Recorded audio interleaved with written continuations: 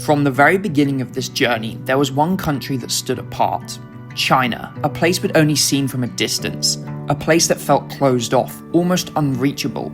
We knew almost nothing about what awaited us beyond the border, only that it would be unlike anywhere we'd been before. What we didn't realise was just how quickly those challenges would come, from unexpected encounters with the police to underestimating the brutal summer heat as we approached one of the hottest places on Earth. Today, we enter China. Just packing up the bikes, got about 40 kilometers to pedal to the border. And then we've got the border crossing, hopefully that will run smoothly. And then the next 2 months, we'll be pedaling across one of the most incredible countries on Earth.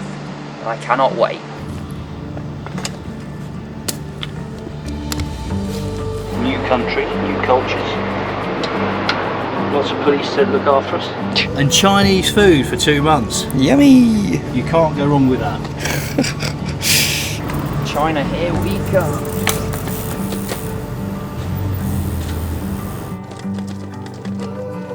Gone for a bit of a shortcut to avoid a massive long road, but it means you're going to have to be humping the bikes up and over the barrier.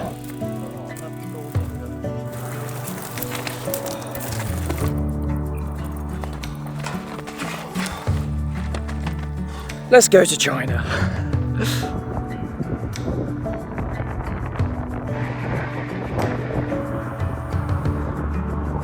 Now entering the border control zone as we approach China. How are you feeling? A whole mixture, but excited. That's the main thing. Well, let's see how it goes. Bring on China. It took us a couple of hours to get through the border crossing, and it was actually a lot smoother than I was anticipating. I didn't film anything for obvious reasons, but just like that we were through and had begun the 4th leg of our around the world bike ride. Across the border, and we are into China. Wow, it's a lot more built up. Took a couple of hours to get through, but eventually made it here.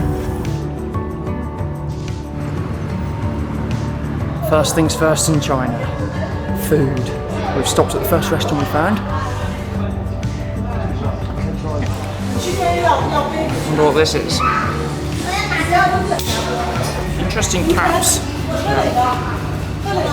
That's what they used to be like in the UK. Oh, really? Yeah. Well, this has just arrived. It's definitely not a plate of chicken we ordered, but noodles with stuff. Look at that. First meal in China. Dad's never used chopsticks before. How you finding that? Lovely. It's getting there.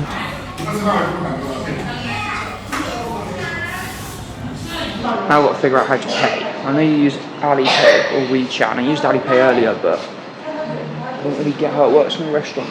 They like put our order on a code and then we scan it, but yeah, let's see what they say. 66, okay.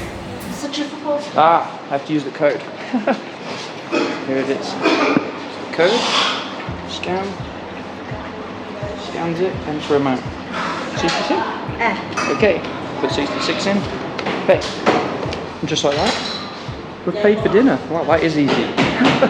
You scan a code, put the number in, and the money's transferred straight across. £6 for 4 drinks and 2 big plates of noodles. Not too bad. Xie. They have designated paths for cyclists and scooters. Not had any of them since Europe. Hotel for the night, apparently. Oh dear. You sure that Mr. Zero off the end of the bill? £23. 23 quid. Yeah. This is cheaper than the worst hotel in the world that we stayed at in the middle of Uzbekistan. Time for some dinner. Luckily the menu had pictures, so we just pointed at what looked nice. Let's see what comes. That's this suspicious looking drink. That's warm. Ooh.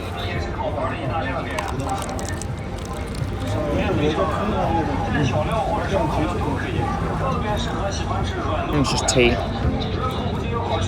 Tea. Don't know what we got here, but it looks good. We might have accidentally ordered enough food for a big family. We just chose 3 different things, but they're huge.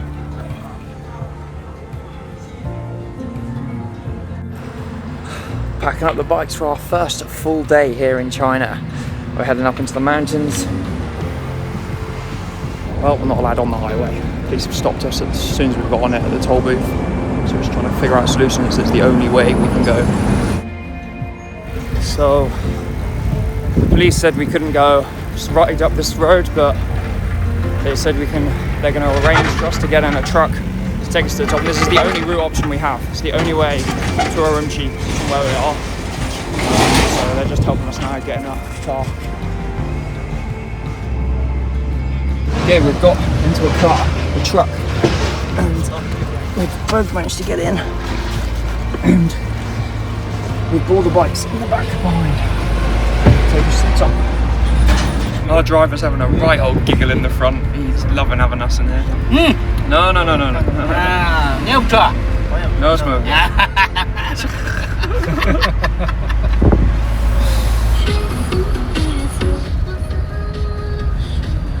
I don't think those guys quite got the assignment. They were meant to take us all the way to the end of the road, but we're about 30k further up the road, so we just missed a 30-kilometer climb. I mean, we didn't have a choice. We had to come up here. But wow, this is insane. Look at this view. The size and scale of the infrastructure we were already seeing was mind-blowing and unlike anything we had seen so far on this trip. We said goodbye to our new friends and cycled up the last part of the climb to reach Sairam Lake. We pedalled around the side of the lake before starting the massive descent. Cycle past a little police checkpoint just there.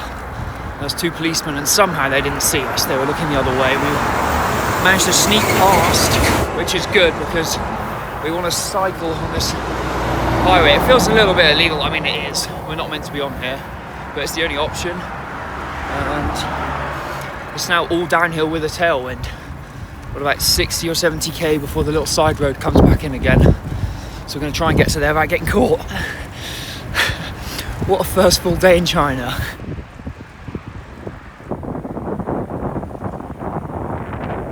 After quite a slow start and then the hitchhike job this morning, we've been flying this afternoon. We've dropped 1,500 meters of elevation since the lake and we're on this highway on the shoulder.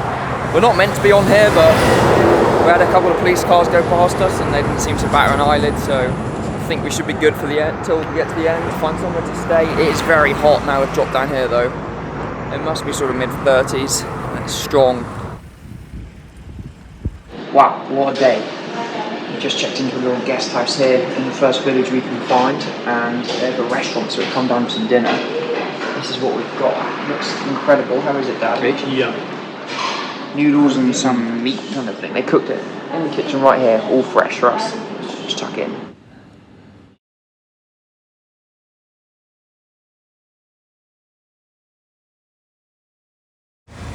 Not a great night's sleep. Power went out and then the power came back on about an hour later and all the lights and the TV turned on. But we're up nice and early this morning. Sunrise here is at 7 in the morning, which is really nice. So we can get out like normal time.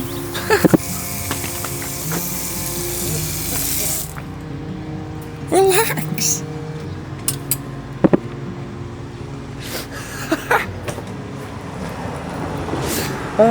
But yeah, sunrise here is at 7 in the morning, which is nice, because it means we can just get out. We don't have to wake up super early to cycle in the cool morning air. But yeah, time for our second full day in China. Breakfast. Che. How's the Chinese pasty? Same as a Cornish pasty, but more Chinesey. You taste good. Friendly guy just giving us our second breakfast. Don't know how I'm meant to carry this, but we're going to strap it to the bike and eat it in a bit.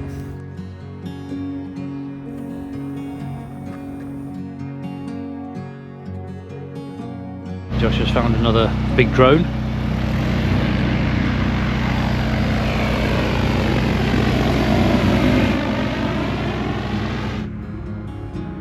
That's crazy. They're watering their crops with a drone.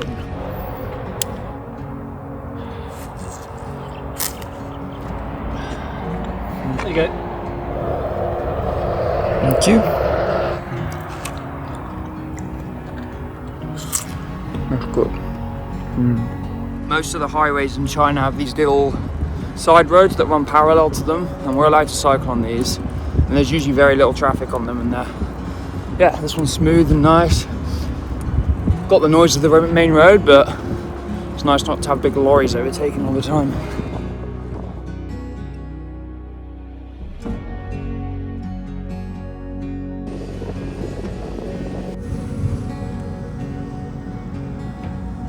Yep, not a lot of water around here.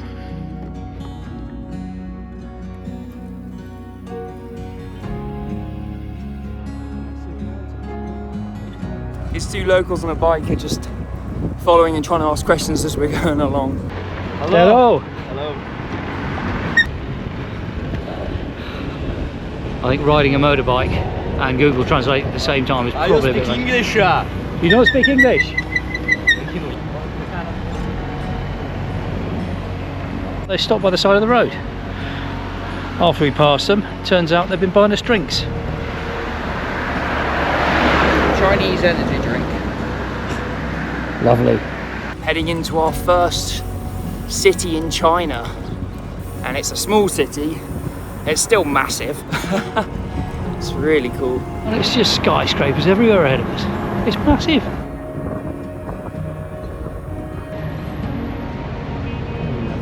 Well, I'm not surprised it's ultra clean. Given the number of cameras that are around, you wouldn't want to drop anything, you'd be locked away. Also noticed the complete lack of graffiti anywhere.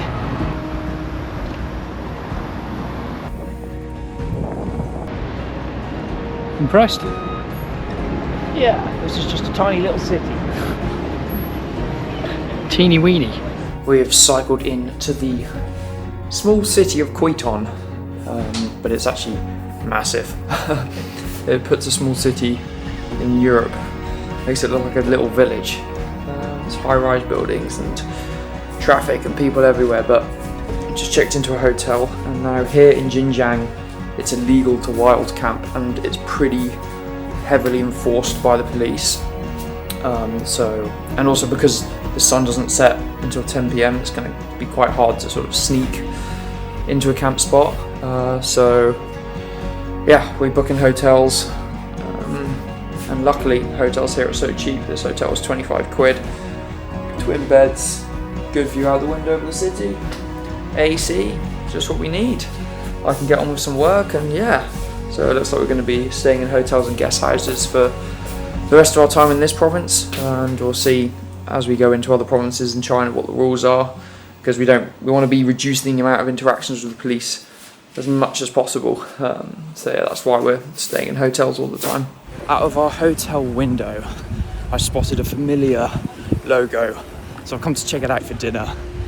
And let's go see what a McDonald's is like here in China. Their menu is actually really similar to the UK's. There's not many things different on it. Let's have a look what we want. We've ordered a few different things. It was £8. Let's see what comes. Big Mac's very similar to the UK. These fries are really good, crispy fries. And the drink's good as well. Lemon and sea salt soda.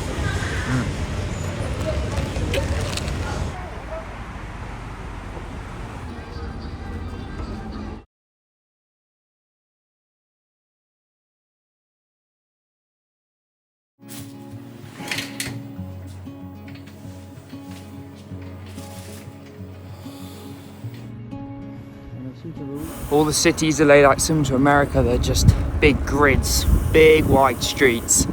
Makes navigating pretty simple. There's no traffic at 7:30 in the morning either. Which makes it nice to ride down these streets. Started the day off with a pretty big climb. Quite a gradual one, but long. And I can look back and see the city that we just spent the night in all the way in the distance. Pretty impressive. Everything here is just huge.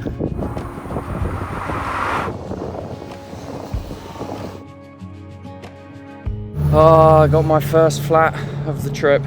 9,000 kilometers without a single flat tire for me, but it looks like it's just a slow puncture, slowly going down. And it's like 38 degrees, so not the nicest temperature to be pumped up a tire in, but that's what we've got to do.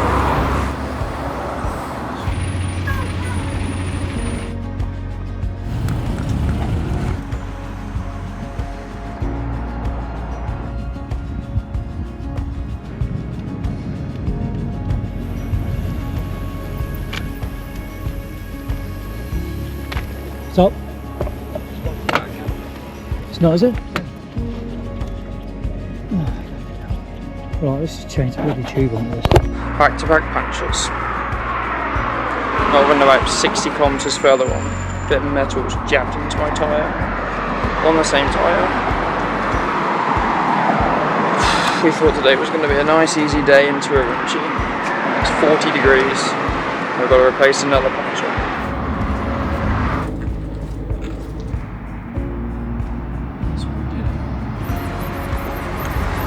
Tyre back on, all pumped up, puncture repaired. Let's head into Urumqi.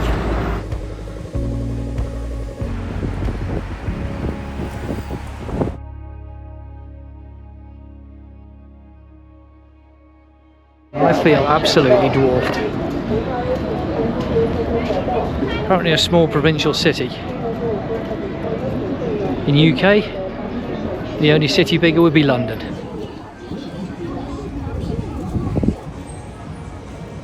Come for some street food here in Urumqi.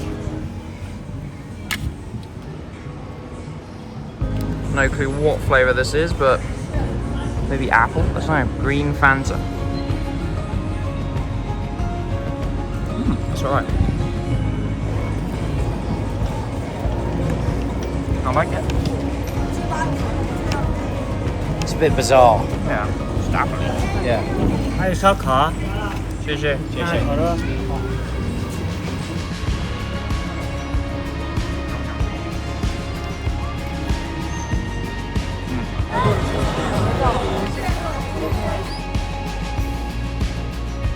Urumqi is the most landlocked city on earth. It is the city that is furthest away from an ocean or sea. It is crazy. We're so far away from any water. It also has a population of 4.9 million people, which would make it the 4th largest city in Europe after London, Moscow and Istanbul. Yet it's only the 30th largest city in China, showing you just how many big cities there are here. And this is just a relatively small one in comparison to so many of the other cities in China. We're not going to be seeing too many. I think Chengdu is only the other big city we'll really be seeing, but yeah, it's impressive. It's just a massive concrete jungle.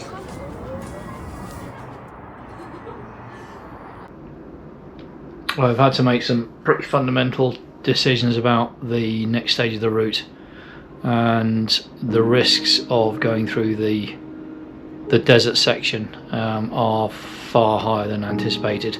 All the blogs online and anyone else I've spoken to that's done this section didn't do it in the middle of summer. They did it in October or March, which they said was a bit more bearable, but still a massive challenge with the headwinds. So I think doing it in the middle of summer with 40+ degree heat is pretty stupid. It's the hottest place in China. It's the second lowest point in the world, below sea level. So yeah, we just agreed that it's stupid. We won't gain anything out of doing it, except I guess completeness. But you know, we're still going to be cycling 30,000 kilometers around the world. So unfortunately, we're going to have to take a train section, which we've just now booked, to then pick up the bikes again and carry on pedalling. Not what we wanted, but safety's got to come first, regardless of anything else, and we want to enjoy the journey and enjoy it together, and that's what we're going to do. And it just gives us now more time to explore more interesting parts of China. Instead of just looking at desert, we'll actually be able to see some other stuff. So we've booked a train from here in Urumqi to a town called Xinjiang, which is the end of the Great Wall of China. So we're going to head there and then cycle from there. We're both confident that this is the right decision. We're both happy with this decision, which is the main thing. There'll probably always be a tiny little bit of regret for not doing it, but the pros far outweigh the cons. So at this point in time, I'm very happy with this decision, and I think looking back, it's definitely going to be the right decision as well.